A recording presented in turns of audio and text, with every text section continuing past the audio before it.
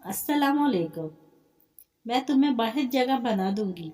ये घर बहुत छोटा था और सिर्फ दो ही कमरों पर मुश्तमिल था। मैं नहीं जानती थी मुझे जो कमरा मिला था वो सिर्फ शादी की रात ही मिला था, और अब मुझे भी उन लोगों के साथ ही बाहर रहना पड़ता है। मैं अपनी सास को हैरत से देखने लगी कि अम्मा जी, मैं यहाँ से निकलकर कहाँ जाऊंगी? अगर मेरे लिए आपके पास जगह नहीं थी तो आप मुझे ब्याह कर क्यों लाए थे? मैंने जरा तलखी से जवाब दिया। तो सास ने आगे बढ़कर गुस्से से कहा, मेरे आगे जबान चलाती हो? यहाँ सब ऐसे ही रहते हैं। आयशा अपने महके से वापस आ गई है, अब वही इस कमरे में रहेगी। वैसे भी तू कौन सा जहेज लाई थी जो तुझे रहने के लिए अलग कमरा दूं? फिर मुझे इस कमरे से निकाल दिया गया और एक ऐसा कमरा बना कर दिया जिसका दरवाज़ा भी नहीं लगाया। बस दरवाजे के नाम पर एक चादर का पर्दा लगा दिया। अंदाज़ा हो गया कि मैं इन मुश्किलात में अकेली नहीं हूँ, क्योंकि मेरी देवरानी और जेठानी भी इसी हाल में थी, लेकिन वो अपनी सास के सामने ज़बान चला लेती थी। मेरे साथ मेरा शौहर और मेरा देवर बहुत अच्छा सलूक करते थे और इनके इस रवैये की वजह से मैं बहुत खुश थी। एक दिन की बात है कि मेरा देवर बाहर से लेकर के चावल लेके आया।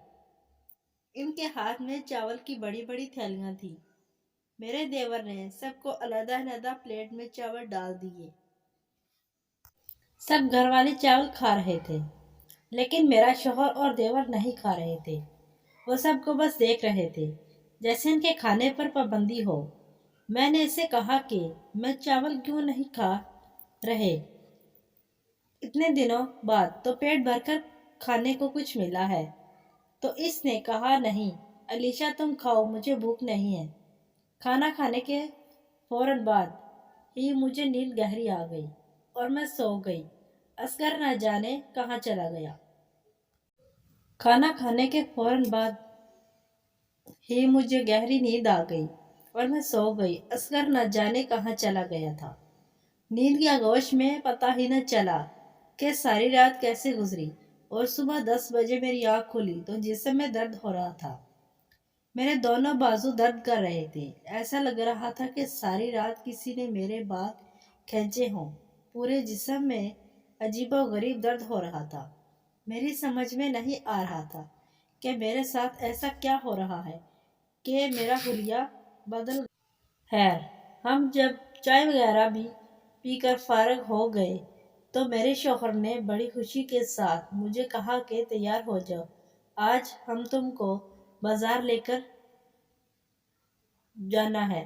शौहर के इस रवैये से मुझे बड़ी खुशी हुई, लेकिन मुझे हैरत हुई कि जिस घर में 2 वक्त का खाना भी मुश्किल से पकता है, वहाँ शॉपिंग का क्या जोज़ा बनता है। बहरहाल मैं तैयार हो गई और हम दोनों बाजार पहुँच गए। बाजार में हमने खूब शॉपिंग की और मज़ा भी आया, लेकिन बाजार में हर कोई असगर को अजीबो गरीब नज़रों से देख रहा था।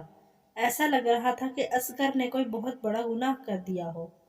मैंने असगर से इसकी वजह पूछी तो कहने लगा कि शादी पर मैंने लोगों से कर्ज लिया था, इस वजह से ये लोग मुझे आंखें दिखा रहे हैं। तुम फिक्र मत करो। घर आए तो सास भी बहुत खुश थी और कह रही थी कि आज असगर और अकबर ने खूब कमाई की है और बहुत सारा राशन भी लाए हैं। यह बात सुनकर खुश हो गई और खुदा का शुक्र अदा किया। अब हमारे घर के हालात बदल गए हैं। अभी एक हफ्ता भी गुजरा था कि घर के हालात फिर खराब हो गए। राशन वगैरह ख़त्म हो गया और घर में फिर से लड़ाइयाँ पड़ने लगी। जुमेरात का दिन था और हम सब भूखे बैठे थे। तब मेरे देवर ने कहा कि वही दरबार के चावल लाएगा हमारे लिए। इस दिन वही आखिरी उम्मीद थी। हम बेसब्री से इसके इंतज़ार में बैठे हुए थे।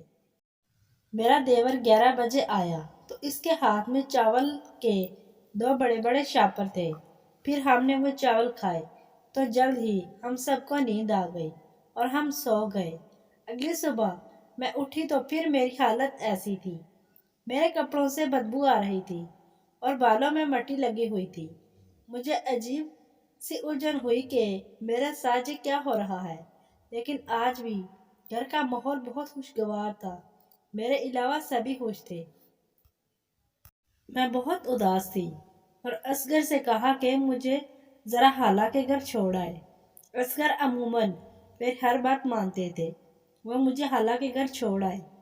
جب ہم خالہ کے گھر پہنچے تو دروازے پر ہی خالہ نے اصغر کو عجیب و غریب نظروں سے گھورا اور مجھے اندر لے گئی۔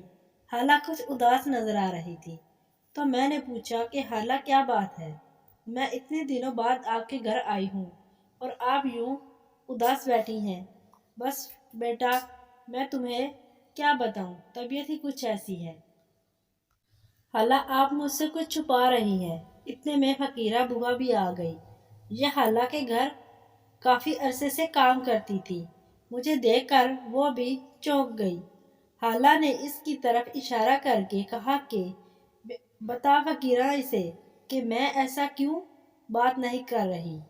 تب میں نے فقیرہ کی طرف غور سے دیکھا تو اس کی نظروں میں میرے لیے عجیب سی حقارت تھی۔ بتاؤ فقیرہ، میں نے ایسا کیا کیا ہے کہ خالہ بھی مجھ سے بات نہیں کر رہی؟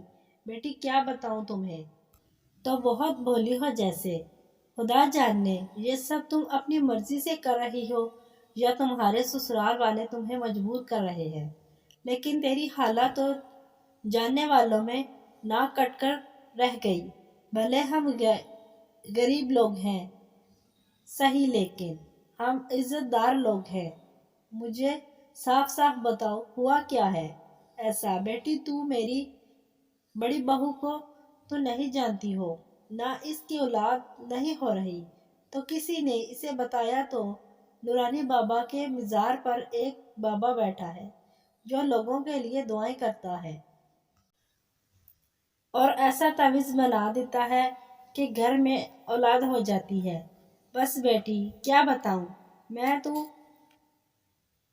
وہاں اپنی بہو کے ساتھ گئی تھی کہ مزار کے صحن میں تمہیں سر جمائے ہوئے دیکھا تو میں حیران رہ گئی کہ سچ بتاؤ تو بیٹی مجھے بہت دکھ ہوا۔ تمہارا شوہر اصغر، تمہارا دیور اکبر وہی کونے میں بیٹھے ہوئے تھے، لیکن تم نے سبز رنگ کا لباس پہن رکھا تھا اور تم وہاں دونوں کی طرف جھوم رہی تھی۔ لوگ تمہاری جولی میں بھیک کے پیسے ڈال رہے تھے۔ بوا تمہارا دماغ تو ٹھیک ہے؟ میں فقیرہ پر برس پڑی۔ کیسی کہانیاں بنا کر پیش کر رہی ہو؟ میرا شوہر تو غیرت مند ہے، وہ ایسا کرنے کا سوچ بھی نہیں سکتا، اور اگر پھر ایسا ہوتا تو مجھے پتا ہی ہوتا۔ میں جانتی ہوں میں کہیں نہیں گئی، لیکن پھر بھی میرے دماغ میں عجیب و غریب خیال چلنے لگے اور میں شک میں پڑ گئی کہ آخر فقیرہ نے ایسا کیوں کہا۔ جب میں نے اپنے دماغ پر زور دیا اور گھر کے حالات پر غور کیا تو سمجھ میں آیا کہ میرا شوہر اصغر اور میرا دیور اکبر کوئی کام نہیں کرتے تھے، تو پھر گھر میں پیسے کہاں سے آتے ہیں؟ میرا دیور اکبر ہر جمعرات کو مزار سے چاول ضرور لے کر آتا تھا۔ اس کا مطلب بتا رہا تھا کہ اصغر اور اکبر کا کہیں نہ کہیں مزار سے واسطہ ضرور ہے، لیکن یہ مجھے گھر سے کیسے لے جا سکتے ہیں؟ میں تو کبھی گھر سے قدم ہی نہیں رکھتی تھی۔ کافی سوچ بچار کے بعد میرے ذہن میں ایک بات آئی کہ اب کی بار میں دیور کے لائے ہوئے چاول نہیں کھاؤں گی۔ اگلی جمعرات کو دیور ڈھیر سارے چاول لے کر آیا تو میں نے طبیعت خراب کا بہانہ کیا، پھر بھی دیور نے مجھے زبردستی کھانے کو کہا تو میں چاول اپنے کمرے میں لے گئی اور کھانے کے بجائے پھینک دیے۔ تھوڑی ہی دیر کے بعد باقی لوگ سو گئے اور میں نے بس سونے کا ناٹک کیا۔ تھوڑی ہی دیر بعد اصغر اور اکبر میرے کمرے میں داخل ہوئے۔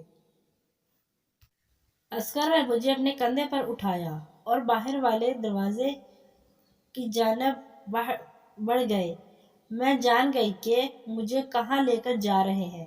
تھوڑی دور ایک مزار تھا، وہ مجھے وہاں لے گئے۔ مجھے صحن میں بٹھا دیا گیا اور میرے اوپر سبز رنگ کا کپڑا ڈال دیا۔ مجھے مکمل فقیری کا حلیہ دیا گیا، جسے دیکھ کر میرا خون کھولنے لگا۔ مزار کے احاطے میں مجھے ایک پولیس والا نظر آیا۔ میں دوڑ کر اس کے پاس گئی اور اسے بتایا کہ میرا شوہر اور دیور زبردستی مجھ سے بھیک منگواتے ہیں۔ اس نے میری ساری بات سنی اور ایک لیڈی آفیسر کو میرے ساتھ کر دیا اور میرے شوہر اور دیور کو گرفتار کر لیا گیا۔ اکبر اور اصغر نے اپنے گناہ کا اعتراف کیا۔ میں نے شوہر کی بری حرکتوں سے ٹوٹ گئی تھی۔ پھر میں اپنی خالہ کے گھر گئی اور خالہ کے سینے لگ کر ٹوٹ کر روئی۔ اس کے بعد میں نے ایک گھر میں نوکری شروع کر دی۔ وہاں میں بچوں کو سنبھالتی تھی۔ وہاں ایک بہت شریف ڈرائیور بھی تھا جو میرے درد کو سمجھتا تھا۔ آہستہ آہستہ ہماری بات چیت ہو گئی اور پھر بیگم صاحبہ نے ہماری شادی کروا دی۔ اس دن سے آج تک میں بہت زیادہ خوش ہوں۔